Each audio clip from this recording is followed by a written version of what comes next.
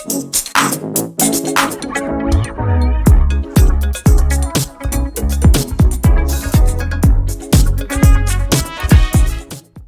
also thinking about different age groups. I like to say that this is like a show for like 3 to like 99 or 100. Like it's for everyone's inner child.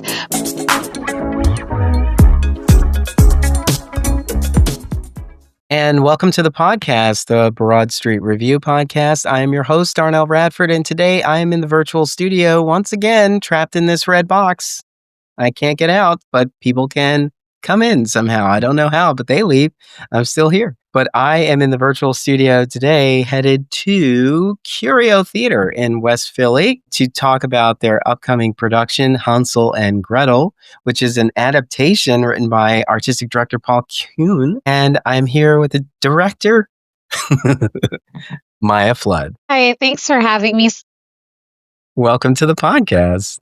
Thank you. Thank you. So those who are watching on YouTube, you can see I'm in this red box, but Mya is in this mythical woodland. Can you talk about your background? Yes. So I'm actually in my dining room, but I thought that it fit our journey so well. It's this gorgeous painting that I don't know where my mom got it from, but I thought it fit the theme. We're in the woods, we're getting a little lost, but we're finding ourselves along the way, you know? It really does. That's awesome.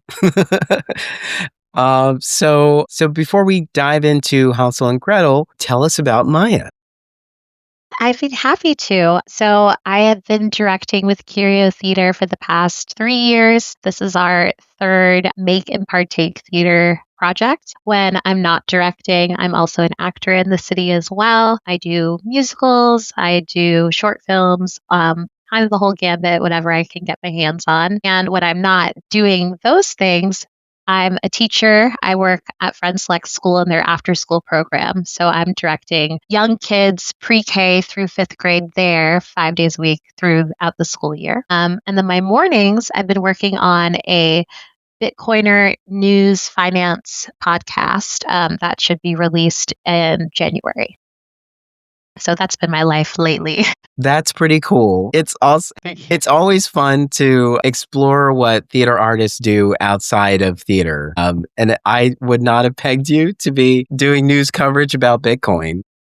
Yeah, and it's really interesting how I fell into it. I've worked on another immersive theater piece as an actor right out of college for Philadelphia Fringe. And that producer connected me to this producer of this podcast project. They were kind of just looking for a theater creative that was comfortable in front of the camera and has read a teleprompter before. So my co-host, who knows a little bit more about like the Bitcoin finance side, didn't really have any on-screen experience. So that's where I come into play. But we just don't report on Bitcoiner, like just Bitcoin news. A lot of the things that I cover and things that interest me are like AI and education policy. There's some foreign policy things that we cover as well. So really we're trying to take like all the news stories that aren't really getting covered on your television and bring it into this space and explain how it matters to regular people financially, but also to folks that are in that Bitcoin community.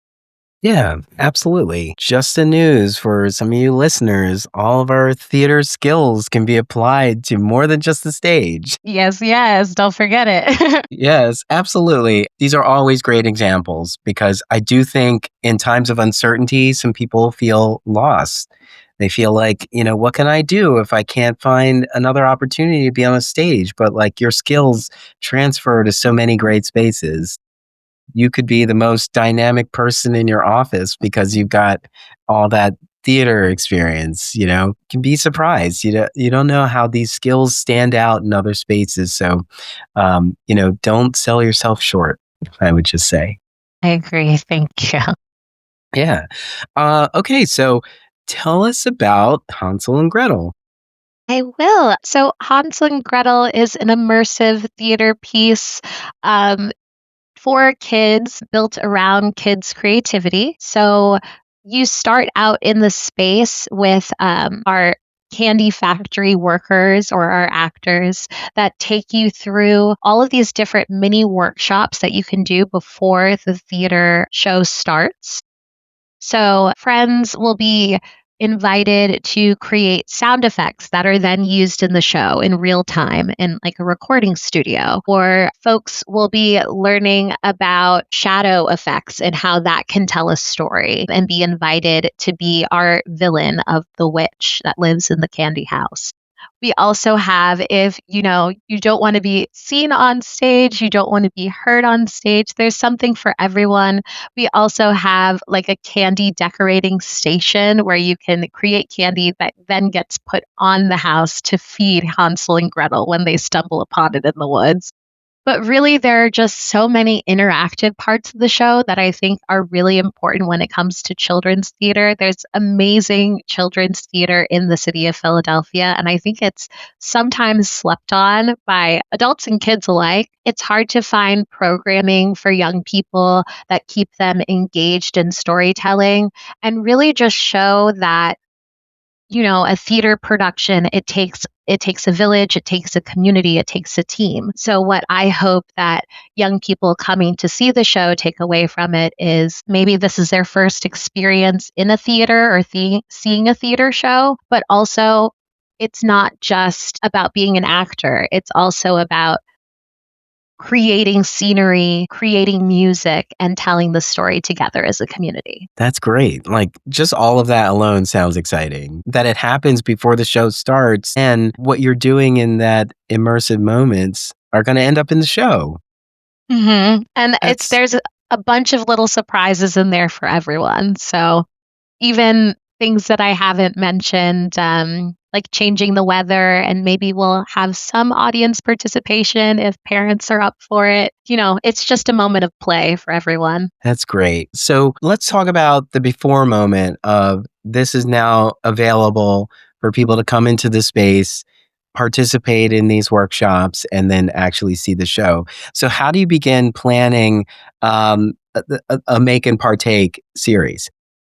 Yeah, so every day it kind of gets bigger and better. First, because of my education background, I've been teaching for about 8 years now.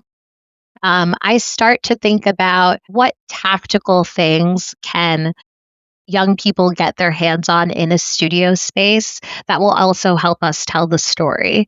I'm also thinking a lot about audience engagement. So, talking to my actors about sometimes kids need more than like a visual prompt to know that it's their time to shine or for them to start whatever they need to start. So, really, it's teaching those skills that transfer from a classroom into a theater space of how to keep kids engaged, but also how to kind of explain how everything works without it getting too complicated for all of them. I'm also thinking about different age groups. I like to say that this is like a show for like 3 to like 99 or 100. Like it's for everyone's inner child, but Yeah. really making sure that there's an activity for each type of age group that they can find something that they gravitate towards and they're willing to join us in the journey. Yeah.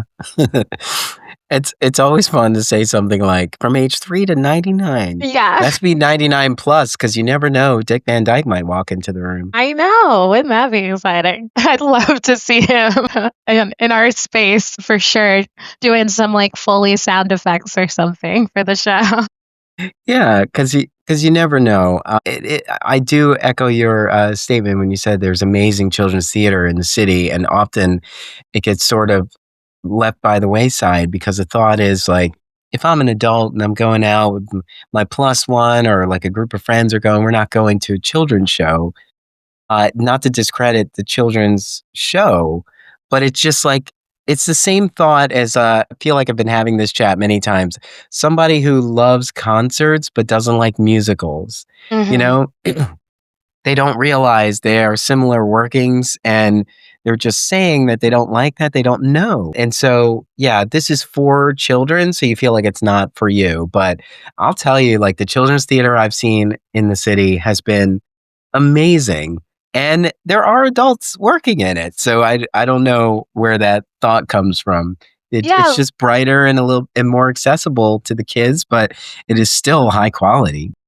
absolutely. And the actors that I've been working with in this show and past Make and Partake productions Mhm. are great actors, and they're so great at incorporating the audience no matter, because some nights maybe it's like a couple of young people in the audience with their parents, and then other times it's their friends, it's their coworkers coming out to show support, but it really breaks down kind of that wall that you're talking about of you don't think that children's theater could be for you or like a friend going out, but this show has something for everybody. You have a friend that loves a craft night, we have we have coloring, we have things that you can do with your hands. You have a friend that might enjoy improv comedy. This is like another space that I feel like could fit into that too, because really every performance is so different depending on the audience that is there.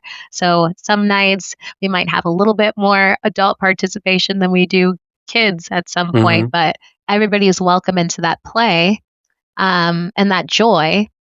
And I think that, adults need like a comfortable space to Mhm. explore that inner child and like have a little fun and take off the mask of like you being like too good or too big for this experience of fun. Yeah. I'm assuming over this time you've heard some feedback from some parents or adults who have been the guests of the children who come to the show. Can you just talk about how the audience has responded over the past ones? And because we're not actually, as we're talking, this is sort of the first day that this Make and Take will be presented. Yes, it is our first preview day today. I believe our last show will be on the 31st. From past shows, I get so many parents that will come up to me or I'll hear from the box office like, when are you having another one? Like, we'd love to come back because every time, as I said, a kid could come in and they're learning about shadow art, right? But they don't get a chance to make the sound effects or play some of the instruments that we have on stage. So every time you can kind of try each different thing, but it's been so well received, and it's wonderful to see how they light up at the fact of it's not something that like parents can really like sit back. Like they're allowed and they're able, right? But it's really them being beside their kid and creating this memory Mm. of theater and fun together, which is the thing that I get a lot of heartfelt comments about after the show is over. They're like, "Oh my Yeah. gosh, we had such a fun time.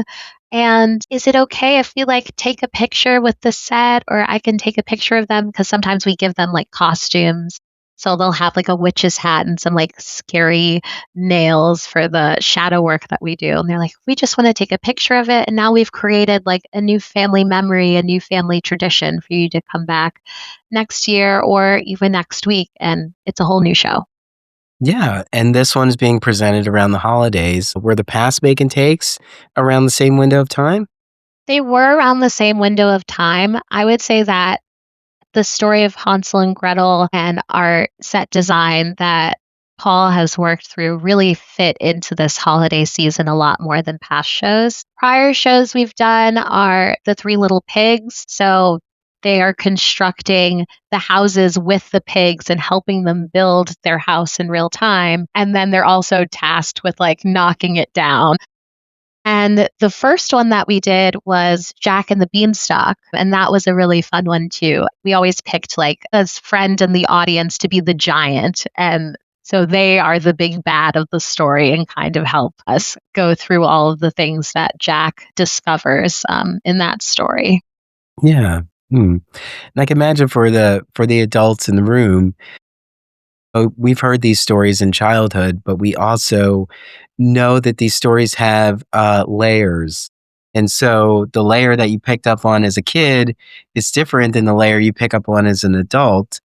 And because those stories have been have been referenced through um, many much popular media over the years, and you add those layers of complexity to it as well, make for a good experience. I can imagine being a parent watching my kid light up at being engaged by all of these crafts, and like that they can participate at their own sort of level of interest. And then just seeing that we came to see a show and didn't expect my child to be a part of it. And now they're a Mm. part of it. And I've got this photo, and it just rounds off sort of the holiday family togetherness opportunities that they've had. Yeah, absolutely. And like I said, I think that's another thing from my education background that I think about a lot. I think a lot about how, you know, everybody learns a different way, and everybody plays in a different way. Not every kid is like running around and getting the zoomies. Sometimes we have people that are a bit more internal, people that like to draw, people that like to make sounds. Like it's really just creating activity and engagement for each type of learner and each type of kid that could possibly be in the room. So there's another thing that happens during the show. We have this like gorgeous like whiteboard table that we project onto the screen. So students and I keep saying students because I'm a teacher, pardon. Oh my gosh. So our young audience friends can actually like draw the backdrops of the story as well. So everything is being created in real time. And also we're all given the chance to like admire and praise each person's part in how the story comes together. Hmm. Yeah. So can you talk about I guess your cast that's Yes. working with you? Are they teaching artists, or are they actors who are just great? I mean, not that teaching artists are great, but like Right. talk about where they come from. Yeah. So our actors, I believe Maddie, who plays Gretel, is the only one that has an education background. Etna and Chris, they do not have an education background, but they're just like all around great people. When casting for a show like this, I ask questions about, how comfortable are you around kids? Like, do you feel like you can stay grounded and help move the story along in spite of maybe some hiccups or tangents that come from like live theater? But I would just say that they're all around great people and they take the work so seriously. And it's very funny because I'm sure that you're wondering, like, how do you rehearse for a show like this? Hmm. Usually it's me and my stage manager and assistant stage manager, Celia and Eden, and we are just playing like a 5-year-old every day. And we're assigned to one of our actors to keep asking questions and, jump in with distraction to kind of help them process that and be ready for actual kids in place. But every time it's just, we end up like cracking up and like trying to make each other laugh in that process, which is like really what we want when the audience gets there. But no, they always don't have an education background, but I don't think that you need to for children's theater. It's kind of just mostly, do you love play? Are you able to like express joy and react big? And also, are you able to kind of be aware of the friends that might be on stage with you? Because sometimes we have, like I said, that audience participation and just keeping an eye on them and making young people feel special as they're like a part of this storytelling. That's the most important part. Yeah.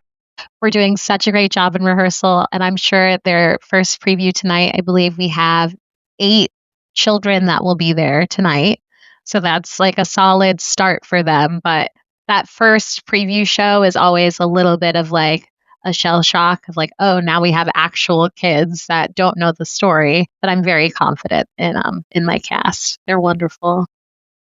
Is there a limit to how many kids can participate at one time? I don't think so. I wouldn't say so. We never had in the past a moment where there was like a child that wasn't able to do anything, Mhm. unless like I would say like the toddler years of like 1 and 2, it might be like harder for them to grasp like the responsibility of a task, but really everybody has a piece in the show and everybody can play a part for sure. Cool.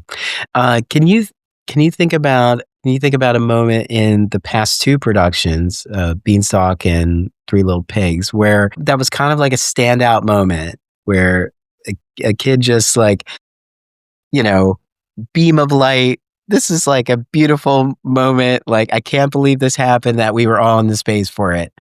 Yeah, one stands out. I'm always surprised. So we have like a music station on stage. As I was saying, we teach the kids about Foley effects, so making sound effects in real time. So we have like a couple of instruments. We have a keyboard, we have drums, we have a rain stick for when it rains. There's some weather immersive action that happens too. It snows on stage, there's bubbles, there's fast wind. But I recall that there was a student or a kid that actually knew how to play the piano. Like sometimes a kid sits down at the piano and we're just like, you can kind of play whatever and it's giving jazz, right? But like the kid actually knew how to like play a song and we were like all a little shell shocked. We were like, wow, that's never happened before. He took lessons and he finally like had a chance to shine and like knew exactly what to do there. So that was really cool and exciting. They're like, get that kid a contract. Right? I'm like, can you Sir, come if you could back? just sign right here. Yeah, That'd I be was like, if you don't mind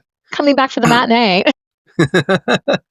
That's so cool. Yeah, and I love the fact that they weren't nervous about it. They just got there and started playing. Yeah, and it's also really cool because we have all these different stations that are a part of the set and they get to sit up close and personal with our actors and parents, they have their tall adult sized chairs, I promise. But the parents, can just like sit back and then they're around all different age groups of kids of all different backgrounds and communities and they can all come together and they're all supporting each other to hear the whole story and to join in as I keep repeating. But that's what I love about it, really. No one is coming in to that space and excluding anyone. It's all like, okay, we are all a team. That there's not a lot of room for people to say, well, you can't do that and don't do this and don't do that. Like it's a yes and show for sure. Cool. So right now, there's one of these per season? Yes, there is one children's show per season, and it's usually in the winter. And with the excitement and the feedback that you've received about like, when's the next one, could you see this happening more? Or could you envision at some point like a whole make and take season, like 3 or Oh my 4 shows gosh. in the year? Here's That our gave me children's series. chills. That gave me chills, Darnell. That's something I think about all the time because, like I said, I'm always thinking about young people in the city of Philadelphia. It's Mhm. so hard to find third spaces for them, period, or activities that are in their wheelhouse. That's something that they never done before. Curio Theater also has a summer program where kids can go there and they're kind of working on devised theater together. So they have two different age groups, like a younger group and an older group, and then they write a show together, they create the props together, the whole deal, which I love that happens in the summer. I would love to see a full season of children's theater or maybe one for the warmer months and like one for the colder months just because I think it's like a great thing for families to do. And it just breaks up kind of the monotony of like going to school or having a play date and kind of going to your like same haunts Mhm. and really exploring a lot of these different fairy tales that are out there and retelling them in this fun, interactive way. I think it would be amazing if there was like a full season of it or even, yeah, just another show. I'd be there in a heartbeat. Yeah. So because all of these are, like childhood fairy tales, story in that range, can you think of others that you would love to tackle moving forward? I think Goldilocks would be an interesting one. I always had this idea. It's not a fairy tale per se, but it would be like a children's book adaptation. Have you heard of Amelia Bedelia? Yes. You know her. You've heard her. Yes. So the Yes. people that haven't heard of Amelia before, she's like a housekeeper that works for a family, and she kind of just gets things a little mixed up sometimes. Mhm. So she'll get a to-do list and it'll say to like dress the chicken for dinner, and she'll put it in like a little tiny tuxedo. And I think that that type of wordplay is like a great source of like comedy for kids. Yeah. And I would imagine like Amelia like having a to-do list and then inviting kids up on stage to kind of help her do these like mix up of tasks together. I think that would be so much fun. And then if I was to think of another fairy tale that would fit well, there's plenty. There's like The Boy Who Cried Wolf. I think it would be really interesting if we did some African folk tales, some Anansi trickster situations. That could be really cool. Um, I will also say like maybe Princess and the Pea. We don't do a lot of like princess narratives in Curio, and I'd love to see that too. It's good to have a pipeline. Yes, yes. You know what's coming up. Yeah. I know. It was like when you said Amelia Bedelia, I was thinking about um, like all those Judy Blume books and like Ramona and all Mhm. those things. Yes. It's like, I haven't really come across them in so long, but as soon as you mentioned the name, it just like I was transported to like second grade. Exactly. Yeah, I just directed with my after school students at Friendslick School. We did Judy Moody and her brother Stink. They go on a treasure hunt at Ocracoke Island, and I loved that script. I'm not remembering the playwright's name right now, but my favorite thing about it is that there was so many like hidden learning experiences in there. Like Hmm. they learned that lighthouses use Morse code to talk to other ships that are out at the ocean. And Judy and her brother had to decode a Morse code during the show that led them to the next clue of their treasure hunt. Hmm.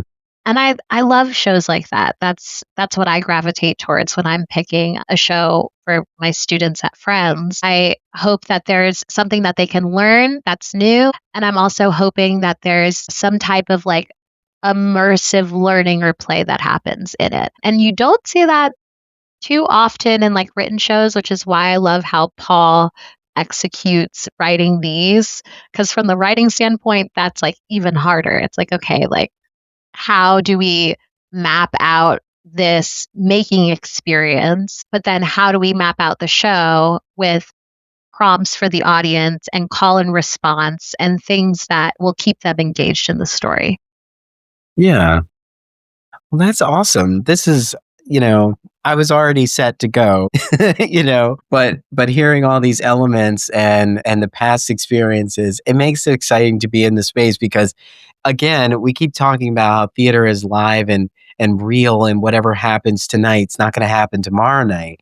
It's going to be a totally different experience. And so for this Make and Take series, it's going to be different every time because there's different kids Yeah. and there's different ways to participate. They're going to contribute something unique and different to each performance. And so, to all you listeners, if you are headed towards Curio or you just live in the neighborhood, you should definitely make your way over to Curio Theater to see Hansel and Gretel, a make and take, make and partake, written by Paul Kuhn, directed by Mya Flood, and with a team of artists who are making this happen now through December 31st. Maya, it was a pleasure to talk to you and to learn more about the Make and Take series. This is also exciting, and I, I I think this is a great way to elevate children's theater. And I hope to I hope the night that we come and see it, or the early evening we come and see it, there'll be tons of excited families who are looking forward to this experience. I hope so too. And like I said, don't hesitate to jump in on that play. Like, be the first to volunteer, be the first to raise your hand. Like, all that enthusiasm really helps our actors and the story move forward. Much gratitude for your time and this opportunity. Yeah, No problem. And to everybody, you can go to Curio Theater, and that's theater spelled RE.org to get your tickets. And that's tickets plural because theater is more fun with a +1. So find the ticket for your kid and then be the guest of your kid to the Yes, show. yes. That's Hansel and Gretel at Curio Theater Company, now through December 31st. Maya, it was truly a pleasure chatting with you. Thank you so much. Thanks for having me. Take care.